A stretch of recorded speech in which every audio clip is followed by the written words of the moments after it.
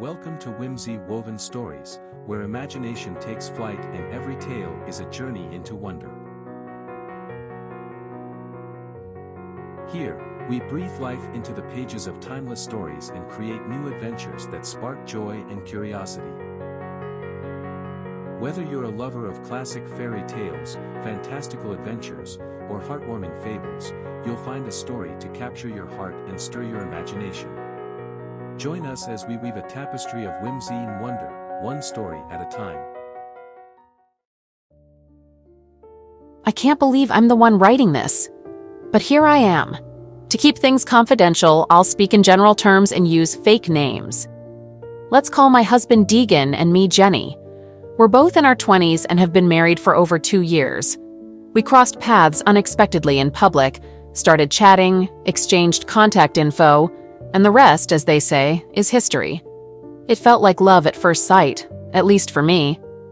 We dated for 6 months and then lived together for a year before tying the knot. Due to my parents' insistence, we had a large wedding. They covered all the expenses except for the bar tab and our honeymoon, which Deegan's parents paid for. My parents adore Deegan, and his parents have a deep affection for me. Our marriage has been fantastic, and I wouldn't change a thing. Deegan treats me exceptionally well, and I do the same for him. It's just our natural way of expressing love. Now, you might wonder, what's the issue here? Well, the problem is that I cheated on Deegan with a colleague from work 2 months ago, and now I'm burdened with guilt. Whenever Deegan does something kind for me, I feel terrible inside. I'm overwhelmed with guilt and a sense of not deserving his kindness. In an attempt to make amends for my betrayal, I've been exceptionally attentive to him since we returned from our trip. While we've always been naturally affectionate with each other, I'm taking it to another level.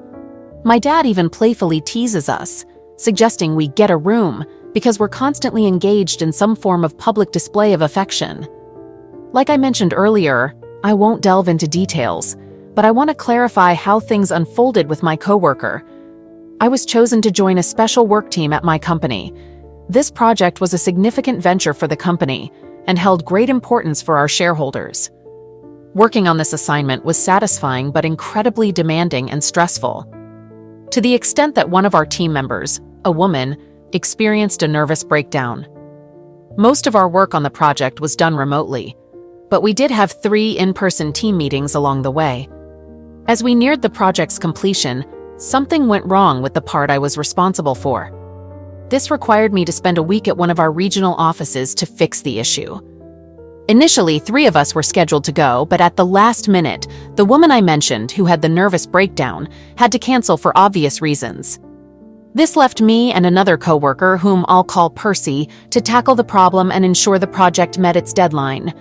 We were on a tight schedule and worked continuously from 7 a.m. to well past 10 p.m. for the first 2 nights, spending every available moment together. We worked together in the office and ordered food for both lunch and dinner. I was extremely stressed, and I felt like I was about to have a nervous breakdown as well. Thankfully, by 4 p.m. on Wednesday, we managed to solve the problem. To celebrate, we went to a nice restaurant and had a bit too much to drink. After returning to the hotel, one thing led to another, and I cheated on my husband. It was a spontaneous, thoughtless action. At first, I didn't have any negative feelings about it because I somehow justified it due to our hard work. So, the next night, Percy and I repeated what we did the night before. However, after being together on Thursday, the harsh reality of our actions hit me, and then Percy. We quickly regretted what we had done. Percy knew I was happily married, and I knew he was engaged to be married. We decided right then and there to forget about it as if it never happened. We were also worried that if news of this affair ever got out within our company, it could damage our reputations and potentially jeopardize our jobs, since it occurred during a company-paid business trip. We went our separate ways that night and agreed not to speak or communicate unless absolutely necessary. It wouldn't be too difficult since the project we worked on was a unique situation, and we lived on opposite sides of the country, making it unlikely for us to cross paths again. We ended things that night, or so I thought. On the flight back home, I felt fine at first, but then I started feeling anxious when I thought about meeting Deegan at the airport. I managed to hold myself together until I reached the pickup area and saw him waiting there, wearing a big smile. As soon as I laid eyes on him, I burst into tears, and we hugged and kissed each other repeatedly, holding on tightly. We were locked in that embrace for so long that an airport police officer approached us, tapping on the window and signaling us to clear the pickup lane. Deegan asked me what was wrong, and I explained that I had been under immense stress and missed him so much that I couldn't help but break down when I saw him. He understood, and that night we shared a beautiful and passionate night together. Since I returned from the trip, I've been taking extra care of him. He's enjoying the attention and deserves it, but inside, I'm suffering. Guilt is eating away at my mind, and it's getting worse by the day. I struggle with sleep and appetite, and it's affecting my work. All I want is to be close to my husband and show him how much I love him. I even have recurring nightmares about him discovering the affair and leaving me. Last week, we decided to try to conceive a child, which has heightened my emotions about everything. I keep thinking that I don't deserve him, or that he deserves someone better. I don't believe I can continue like this for another week. No one knows about the affair except for Percy and me. My situation gets even tougher because I have nobody to confide in. I sense my inner conscience urging me to be truthful and tell Deegan about my actions, but I'm terrified that it will cost me our relationship. I understand that if I confess, it will devastate him, and he might not see me the same way again. However, I believe he might eventually forgive me, given his deep love for me and his naturally kind and caring nature. So here's my dilemma. Should I disclose my meaningless affair from 2 months ago to my husband, or should I stay silent and make amends in other ways? I'd really appreciate hearing from those of you who faced a similar situation and how you handled it. Please be honest and share both the positive and negative outcomes. First update, 32 days after my initial post. I want to express my gratitude to all of you for your heartfelt responses. I've carefully read each one and value your willingness to share your personal experiences. After much contemplation and 3 counseling sessions with an excellent therapist, I've decided to tell my husband. It's going to be incredibly tough for me, and it will undoubtedly devastate him. But it's something I have to do.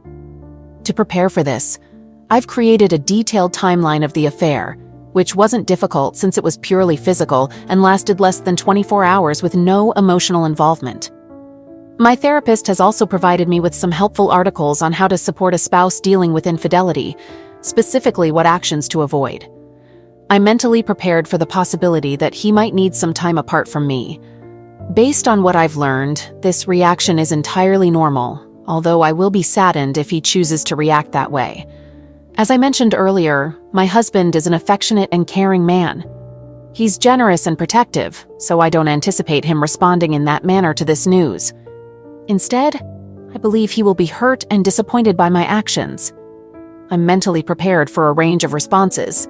Keep your fingers crossed for me. 13 months after my previous update. Hello everyone. It's been quite some time since I last posted here. Many of you have reached out, inquiring about the progress of my situation. I want to express my gratitude for your interest and concern. I intended to provide an update earlier, but life got pretty hectic, and I simply didn't have the time or energy. Things have finally started to settle down for me recently, so here I am. I'll continue where I left off. If you recall, I was about to confess to my husband about the short-lived affair I had with a coworker. My plan was to have that conversation on a Saturday morning, and I followed through with it. I ensured that we'd both be present that morning because we had plans for the afternoon, and I wanted to talk without interruptions. On the morning of the confession, I was a bundle of nerves, and I almost backed out of it. Looking back now, I wish I had. I prepared Deegan's favorite breakfast, and after we ate, I disclosed the affair to him. He listened attentively as I spoke, without uttering a word. When I finished, he gazed at me as if he were peering right through me. Then, he excused himself and retreated to the office, closing the door behind him. I approached the door and attempted to turn the handle, but it was locked. I spoke to him through the door, reiterating how sorry I was and expressing my love for him. I informed him that I'd be waiting in the living room when he was ready to talk. Based on what I had read in articles, It suggested that those who have strayed should give the betrayed partner plenty of space. So that's precisely what I did. After a few minutes, I thought I heard him talking to someone, so I quietly went back to the door to see if I could make out the conversation. Unfortunately, I couldn't, so I returned to the living room. Then, I received a call from my mom, which I let go to voicemail because I didn't have the time to talk to her. About 10 minutes later, there was a knock at the door. When I looked out, I saw my parents standing there. I opened the door and was about to suggest they come back later because Deegan and I were in the middle of a private discussion. However, my mom mentioned that Deegan had called them and confessed everything. I couldn't believe it and was left speechless. My dad asked if it was true, and I asked, "True about what?" My dad inquired, "Did you have an affair with one of your co-workers?" I admitted to it and started crying. My mom asked how I could do such a thing. Before I could respond, Deegan emerged from the office and began conversing with my parents, completely ignoring me and referring to me in the third person. He requested that my dad take me away from there as he wasn't in a good state of mind. I continued to try to communicate with him, but he kept ignoring me, focusing solely on my parents as though I were invisible. Desperate for his attention, I approached him and hugged him. Though he didn't push me away, he didn't hug me back either. After I let go of him, he returned to the office and locked the door. My parents began asking me questions about the affair, which upset me, and I ran into the bedroom. My mom followed me in, and we had a conversation for a while, and then she helped me pack a few things. Before leaving, I spoke to Deegan through the door, expressing my love for him and stating that I would stay away until he was ready to talk. I informed him that I was heading to my parents' house and would remain there as long as he needed. I didn't receive any communication from him for the rest of the day. I attempted to contact him several times, but he didn't respond. In my final text, I mentioned that I was coming over because I was worried about him. He replied and requested that I give him some space.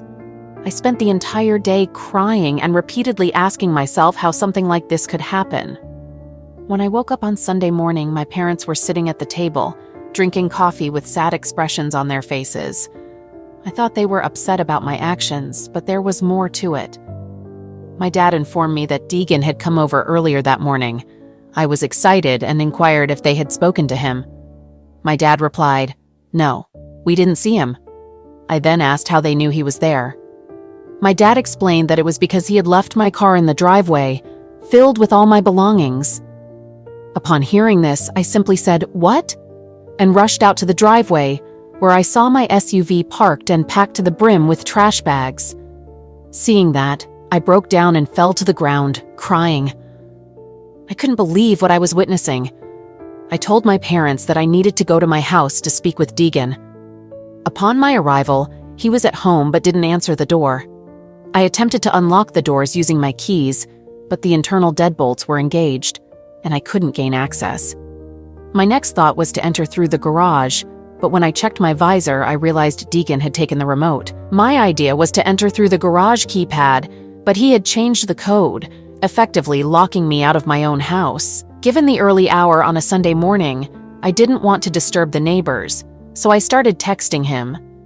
Initially, I was polite, but when he didn't respond, I sent a text expressing that it was my place too, and he couldn't just lock me out. His response was simply, "Sue me." I couldn't believe that the man I had once loved deeply and who had been kind and caring was treating me this way. I knew I deserved consequences, but not like this. At the very least, I expected him to be civil and not behave like someone irrational. Ultimately, I returned to my parents' house, locked myself in my old room, and spent most of the day in tears, utterly bewildered by the events of the past 24 hours. Throughout the day, I continued my attempts to contact Deegan, but he remained unresponsive. On Monday morning, I contacted my boss and requested 3 days off to address the situation. I returned to the house on Monday morning and managed to gain entry. Deegan was not there, and when I entered our bedroom, I noticed that all of his clothes were gone. It was when I entered the office that I saw something that shattered me. I discovered our wedding album cover beside the shredder, and Deegan had removed all the pictures and shredded them. I couldn't believe it. As I walked around the house, I noticed that all the pictures of us had disappeared. Upon further searching, I found the empty frames, and it became clear that he had shredded those as well. I felt deeply saddened and couldn't comprehend what was unfolding. I decided to call Deegan's workplace and spoke with the receptionist. I inquired if I could speak with him, and she informed me that he wouldn't be in the office for the remainder of the week as he had taken the week off. I then reached out to my mother-in-law. She picked up the call and mentioned that Deegan had already informed her and my father-in-law about everything. I asked if she knew his whereabouts, and she confirmed that she did, but declined to tell me and abruptly ended the conversation. I felt hurt by this situation as I had a close relationship with my in-laws. On Wednesday of that week, I started receiving calls from Percy. I chose to ignore all his calls and sent them to voicemail. Afterward, when I listened to his messages, he was urgently requesting me to call him as soon as possible. Finally, in his last message, he mentioned that Deegan had somehow contacted his fiancée and disclosed everything about the two of us. Upon hearing this, I called Percy, and he was angry. He reminded me that we had promised not to disclose anything to anyone. I acknowledged this and admitted that I should have informed him before speaking to my husband, but I hadn't anticipated his reaction. Percy then revealed that he had told his fiancée that my husband was lying and that nothing had occurred. He informed me that she intended to call me, and he insisted that I tell her the same story. I informed him that I couldn't comply with that request, and he began pleading with me. Once I reiterated my refusal to lie, he started verbally attacking me, using hurtful words and insults. He wouldn't stop, so I decided to end the call by hanging up on him and blocking his number. Shortly after, I received a call from his fiancée, and I disclosed everything to her. She remained silent as I recounted the events, and when I finished, she abruptly hung up. However, the ordeal didn't conclude there. When I returned to work the next day, I was summoned to the office of the HR director, who happened to be a friend of mine. Initially, I didn't suspect anything amiss, but upon arriving, I noticed the HR manager and the director of security were also present. I had a feeling I might be in trouble. They asked me to take a seat and mentioned that they had some questions for me. They informed me that they had been contacted by someone alleging that Percy and I had engaged in an affair during company time and had utilized company resources. My heart sank, and I started to cry. I then proceeded to confess what had occurred, but clarified that nothing had happened during official work hours. The HR director explained that when salaried employees travel for business, the entire trip is considered work time. She went on to clarify that the hotel room is regarded as a company resource since it was paid for by the company. They proceeded to inquire about the second night when Percy and I were together. They asked if I had dinner with Percy that evening, and I reluctantly admitted that I had. They followed up by asking if I had consumed wine, to which I replied affirmatively, disclosing that I had 2 glasses. Next, they inquired if I had bought the wine, and I responded that I hadn't. Percy had made the purchase. The HR director pointed out that this violated company policy because employees are not allowed to use another employee's card for food or drinks. As a result, I received a final written warning for these infractions, while Percy faced termination. To clarify, there was no preferential treatment due to my gender. Percy would have faced the same consequences if those were the only issues, but unfortunately for him, there was more to his situation. Percy got terminated because he extended his stay by an extra day without a legitimate business reason and charged the entire expense, including the flight change fee, hotel stay, and all his meals, which included the 2 bottles of wine. He extended his stay solely to be with me the following evening.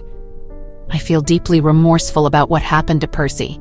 He was an outstanding employee with a promising future, but now he's unemployed, and his fiancée left him, all because of my actions. As for me, any aspirations of getting a promotion in the aftermath of this incident seem unlikely. To add to the turmoil, the following Monday at work, Deegan had divorce papers served to me at the reception desk. The receptionist called to inform me that there was a delivery up front. As I arrived there, a man was waiting with a box of flowers. I hoped they were a gift from Deegan, and indeed they were.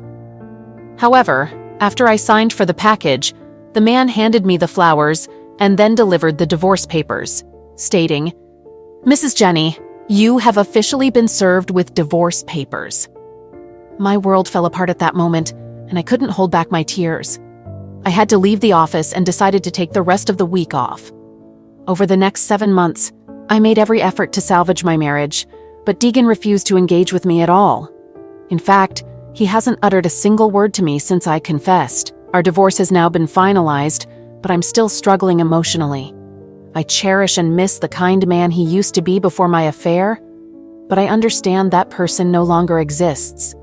I acknowledge that I deserve to face consequences for my actions, but I never anticipated Deegan's reaction. I knew there was a slim chance that my confession could end our relationship, but I believed that likelihood was exceedingly rare. I want to conclude with a message for my husband. Babe, if you ever come across this, I want you to know that I am genuinely sorry and will love you eternally.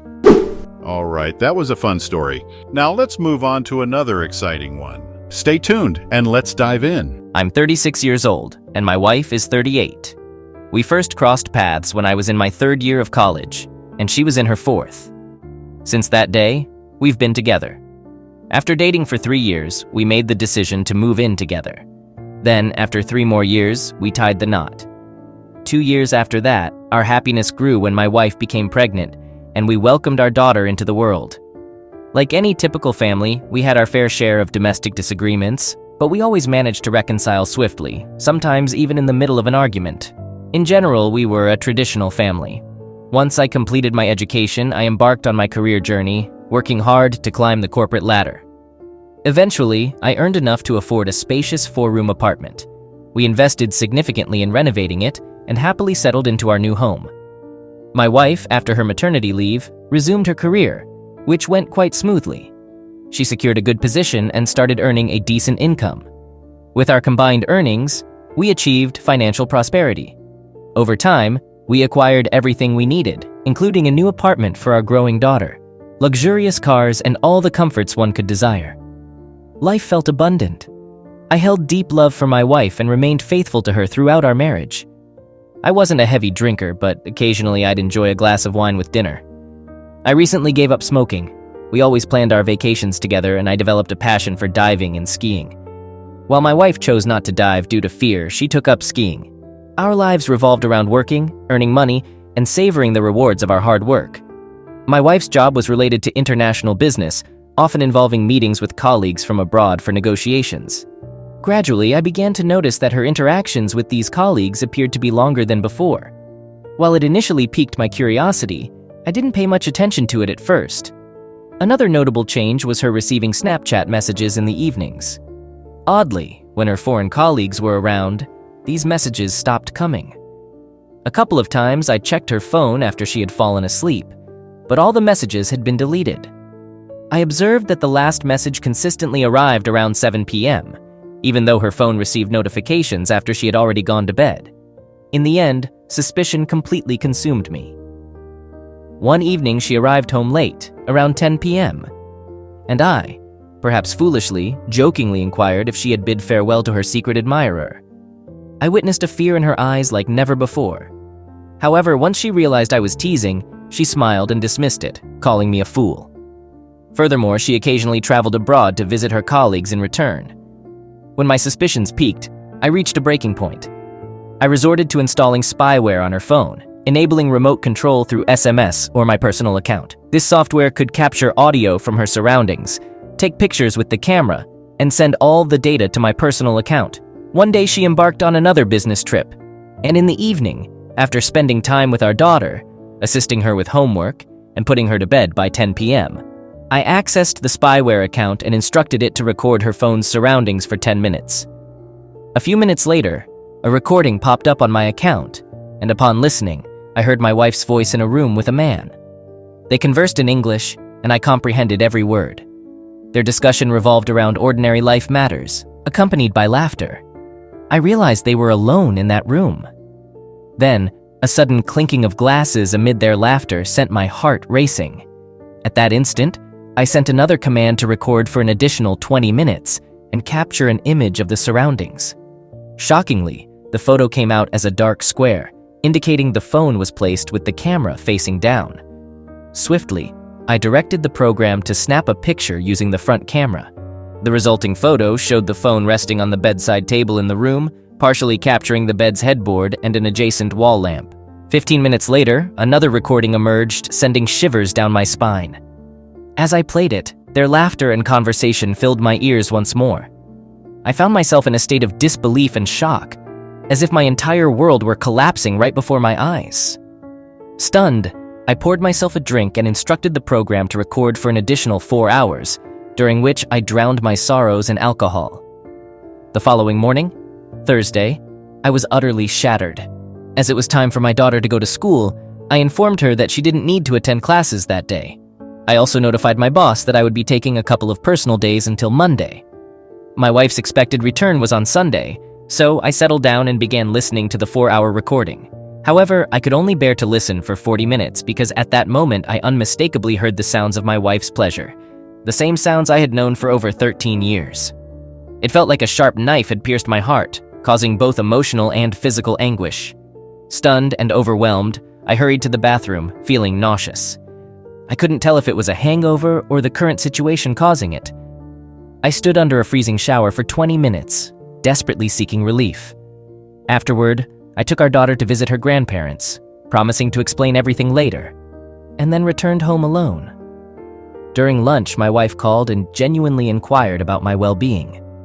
I stood there in silence, unable to utter a word, feigning a poor connection. I informed her that I wasn't feeling well and would stay home for a few days, entrusting our daughter to her grandmother's care. That day felt like the most agonizing of my life. I experienced a personal hell, feeling utterly lost and unsure of how to proceed. My mind was consumed by a constant buzzing that drowned out my own thoughts. I sat on the couch and wept like a child, overwhelmed by waves of anger and apathy. The more I let my emotions out, the more they seemed to numb me. By the day's end, I was emotionally drained. In the evening, I returned to the spyware account and began giving commands to the phone. I received photos, some taken from her bag and others from the table. There were recordings of her performances in restaurants with numerous voices, presumably her colleagues. Then, as the evening progressed, I stumbled upon something different. The phone was once again on the bedside table, capturing her voice along with someone else's. However, this time there were no intimate sounds. Unable to endure it any longer, I called her. After 4 rings, she answered, noticeably panting. I inquired about her heavy breathing, and she explained that the hotel elevator had broken down, forcing her to climb the stairs to her room. We talked for a while, and I did my best to maintain a calm and steady voice. Eventually, I mentioned that I was going to bed, wished her good night, hung up, and swiftly sent a command to the spy program, requesting a rapid series of pictures using the front camera. Her mistake occurred right then. After our call, she placed the phone not on the bedside table but on the bed beside her. As a result, the front-facing camera started capturing slightly tilted but candid photos. These images revealed her sitting astride someone else with her head thrown back. Following that, there was a recording that captured unmistakable sounds, instantly exposing her actions. That was the final straw for me, and I documented these notes and materials. At that point, she had become a complete stranger to me. From that moment on, I refrained from further investigation until Sunday because everything had become painfully clear. I was pondering my next steps. Should I pursue a divorce? What about our 6-year-old daughter? On Sunday, late at night, she returned home, eager to kiss me. I pulled away, telling her I was still unwell. I had an urge to confront her and let my anger out. Instead, I retreated to the office and slept on the sofa. The following morning, I woke up before her, couldn't bear to be around her any longer, and headed to work. I endured the day mechanically, then approached my boss and urgently requested a week's vacation. I saved all the proof on a flash drive and then phoned my wife. I told her I had to go on a 1-day business trip, but asked her not to take our daughter away from her grandmother because I had a surprise planned. That night, when I returned home, I packed my bag quickly. She helped me pack, acting politely and innocently. However, her insincerity made me angry. I took my bag, left the USB drive on the bedroom nightstand, and called a taxi to our second apartment, the one set aside for our daughter. Once there, I called a friend and suggested going abroad for a few days. He agreed, and we hastily booked tickets for an early morning flight to Munich. It was in Munich that I confessed everything to him. We explored the city, socialized with other women, and to be honest, I no longer had any feelings for my wife. I ignored her calls and only messaged her to insert the USB drive into my laptop. After about 30 minutes, my phone started ringing non-stop, and I received numerous messages. But I didn't care anymore, so I turned off my phone. We continued our adventures in Munich for 3 more days before I flew back home on Saturday. When I returned, I turned on my phone, and it took me 5 minutes to go through a bunch of messages from my wife. However, I chose not to read them because I was afraid of getting confused before going into the apartment. When I entered, it was oddly quiet inside. I quietly placed my bag down, removed my shoes, and was about to wash my hands when she emerged from the bedroom. Oh my goodness. I had never seen her looking so disheveled and swollen, with tears streaming down her face. She dropped to her knees, trying to explain something incoherently amidst her sobs and tears. I maintained a stoic expression, urging her not to make a scene. Then, in a composed manner, I asked her about our next steps. She begged me for forgiveness, once again drowning in tears and mucus. She admitted she had made a terrible mistake, claiming she didn't understand how things had come to this point. She even started calling herself names and so on. But, I realized that I no longer felt sympathy or anger toward her. She cried out that she loved me and had always loved only me, and that all of this had happened because she had been foolish and realized during my absence that she had ruined our relationship. But as they say, revenge is best served cold. I told her that we were no longer husband and wife, just mom and dad for our daughter. We would pretend everything was okay between us, but I would live my life, and she could live hers. She was no longer the only one in my life. She was just my partner in raising our child. Maybe someday I'll change my mind, but for now, the thought of being intimate with her makes me sick. By the way, I told her where I had been and what I had been doing. She said she understood everything and was willing to endure whatever it took. Well, no one forced her to speak. As a result, we now share the same apartment. Although, to be honest, I've already purchased another one for myself and put it in my father's name to avoid property disputes. I spend most of my time sleeping in the office, although occasionally I sleep in the bedroom for my daughter's sake. There have been a few times when my wife tried to hug me when we shared a bed, but I rejected her firmly. It's been 3 months since we were intimate. She hasn't confided in her parents. Only her father knows about my situation. We agreed to take a family vacation once a year for a week, but now we'd have separate beds. I often hang out with friends and have made new acquaintances, including some attractive women.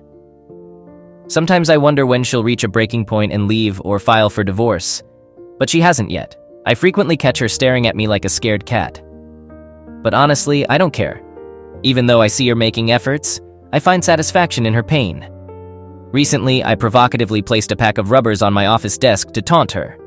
Despite her reaction, she entered the office to say something, noticed the rubbers on the table, and hurried out, probably in tears.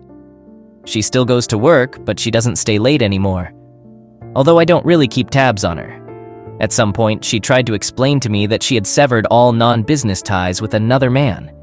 It seems she'll still need to communicate with him for work-related matters, but she swears she doesn't approach him now. By the way, that guy also has a family.